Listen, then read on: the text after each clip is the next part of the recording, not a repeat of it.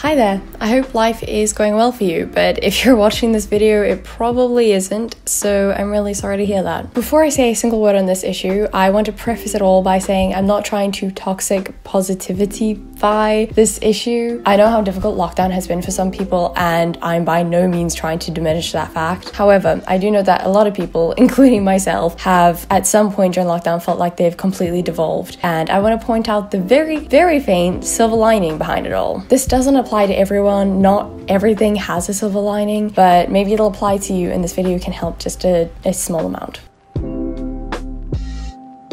Before lockdown, I was really happy. I just moved into a new flat with a bunch of friends. I was mostly enjoying work. I was always doing something fun and finally getting to enjoy what London had to offer. So when it all very suddenly ended, that kind of sucked. And if I compare who I am right now to who I was a year ago, I feel like I'm a sadder, more somber version of myself. But what I've recently realized is that doesn't actually mean I've devolved or that I've become a worse person. I had a solid 4 months where all I had to entertain myself was social media and Netflix and whatever I could think of that could keep me busy within a house. That slow life was enjoyable at first, but when you have to sit with your thoughts for so long, you kind of start to become stressed and anxious and down and lonely, and then numb and uncaring, and then anxious and stressed and down and lonely. A lot of all of this anxiety and overthinking was unproductive, as most anxiety and overthinking tend to be, but there was some truth in the mix. I'm admittedly an unwilling supporter of denial, meaning whenever I have a negative feeling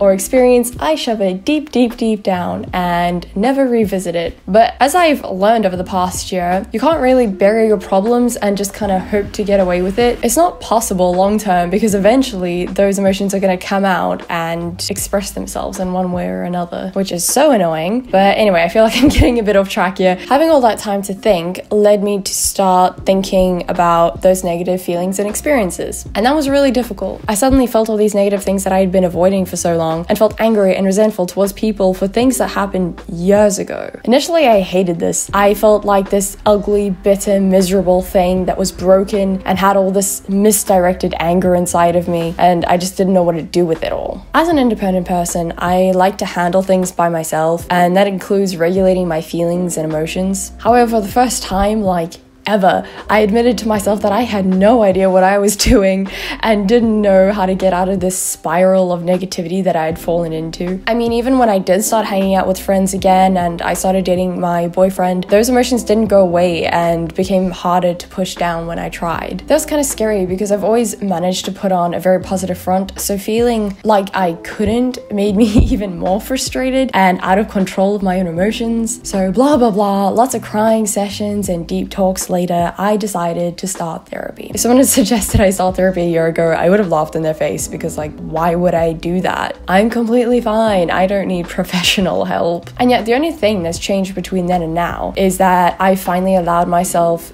to admit that these problems exist, express these emotions and feelings to people in my life without fear of rejection, and have accepted that getting help isn't a weakness. So back to what I was saying originally. Although on the surface, if I compare myself to how I was a year ago, I'm technically worse off mentally, I'm also living more authentically and working on genuine self-growth. Not that whole superficial, I'm going to be friendlier to people on the street sometimes kind of thing, which is kind of what I equated self-improvement with at the time. I know, terrifying. I don't know how I've lived up to this point. If I hadn't had the time to sit and think, I probably could have kept shoving things down and keeping myself busy for years. In this way, I guess I'm nipping that habit in the bud at a young age and already starting to change my behaviors and thought patterns. So in a way, I guess you could say I've actually evolved. If you've also fallen into this kind of negative spiral, I highly suggest you request help of some kind. I know therapy isn't always a financially viable option for people, which is absolutely absurd to me. I think therapy should be free and widely available, but reaching out to friends and family or an online community could allow you to receive the support that you need to get out of that spiral and just, help you logically process things. It would be a bit two-dimensional of me to pretend that's the only devolving I felt I went through during lockdown. I think there are a bunch of other, ways that people feel they devolved, including me. Okay, trigger warning. This is regarding disordered eating, but when I feel out of control of my life and thoughts, I tend to have very unhealthy eating patterns. I guess because it's something I can control. So throughout lockdown, I went through periods of forcing myself into a health kick, which just involved eating very little, or I'd binge eat a ton of junk food, like way too much. Because of this, my weight fluctuated a lot, and I was incredibly critical of my body and my physical appearance. I would nitpick my flaws in the mirror and pinch my thighs when I was sitting down and just feel so utterly disgusted by myself. I want to emphasize right now that if you've gained weight during the lockdown, that's completely fine and not something to feel guilty over. We've put so much pressure on ourselves as a society to be these perfect beings, and that's just such a ridiculous notion because we'll always be striving for the impossible. I kind of came to the decision to stop weighing myself near the end of last summer because I was just doing it compulsively at that point, and it was making my eating habits and guilt a lot worse. And I don't think I've weighed myself since, which is pretty cool. That whole